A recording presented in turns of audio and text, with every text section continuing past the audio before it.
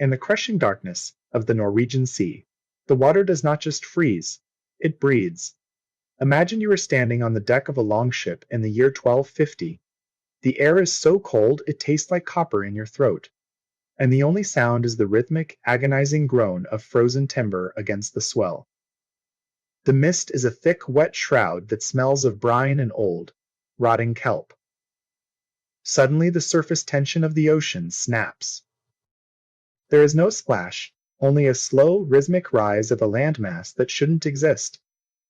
You think you found an island, a sanctuary in the gray waste, but as you drop anchor, the ground beneath you begins to pulse with a low, sub-audible vibration that rattles your very teeth. This is not rock, it is flesh. For centuries, the North Atlantic was a graveyard of secrets, a place where the line between geography and biology blurred into a nightmare called the Hafgufa, or as we know it today, the Kraken. To a medieval sailor, the terror wasn't just being eaten, it was the realization that the world they walked upon was sentient, hungry, and infinitely larger than their imagination. They spoke of a beast that looked like a cluster of jagged reefs, its skin slick with a toxic slime that could peel the paint from a hull. When it rose, it didn't just break the surface, it displaced the very horizon. The water would boil with a sickening, milky froth, and the smell of ozone would fill the air just before the sky was blotted out by limbs the size of cathedral spires. But the most unsettling part of the legend wasn't the attack itself, it was the lure. The old texts describe a peculiar behavior where the beast would emit a massive, rhythmic belch, releasing a cloud of partially digested fish and a scent so sweet it would draw every school of herring for miles.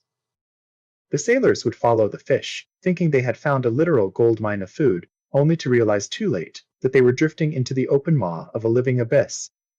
If you think this was just a myth born of scurvy and isolation, wait until you hear what the Royal Navy recorded on their sonar arrays in the winter of 1924. Behind the myth lies a shadow of truth that makes the fantasy seem almost merciful. When the first giant squids began washing ashore in the 19th century, the scientific community breathed a sigh of relief. They had found the real Kraken, a creature of mere flesh and blood that reached perhaps 40 or 50 feet in length. It was impressive, yes, but manageable. It was a monster that could be measured, photographed, and placed in a jar of formaldehyde. But the accounts of the Vikings didn't describe a giant squid. They described something that occupied the scale of a mountain range. They described an apex predator that didn't hunt its prey so much as it simply existed underneath them, until it decided to close the gap. There is a specific phenomenon in the deep trenches called abyssal gigantism, where the lack of light and the extreme pressure allow life to grow to proportions that defy the laws of surface physics. In the early 21st century, deep-sea microphones captured a sound known as the bloop, a low-frequency noise so powerful it was picked up by sensors thousands of miles apart. It wasn't mechanical, and it was far too loud to be a blue whale. It sounded like something shifting its weight in the mud of the ocean floor, something that had been asleep since the last ice age. But the most terrifying part isn't the size of the beast, it's how close it actually lives to your coast.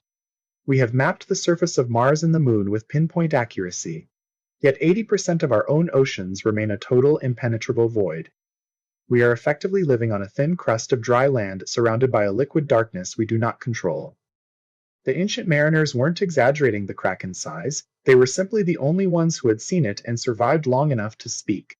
They knew that the ocean isn't a body of water, it's a nervous system, and we are merely parasites floating on its skin.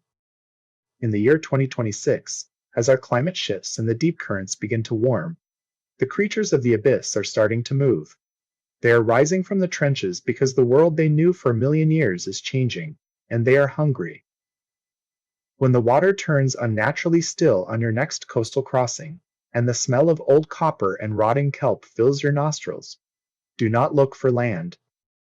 By the time you see the island rising from the mist, it will already be too late to turn back. If the Kraken was never real, then what is it that the deep-sea cameras keep catching glimpses of those vast pale shapes that move with a grace no machine could ever replicate? The next time you look out at the horizon, ask yourself, is the water getting deeper, or is something beneath you simply getting closer?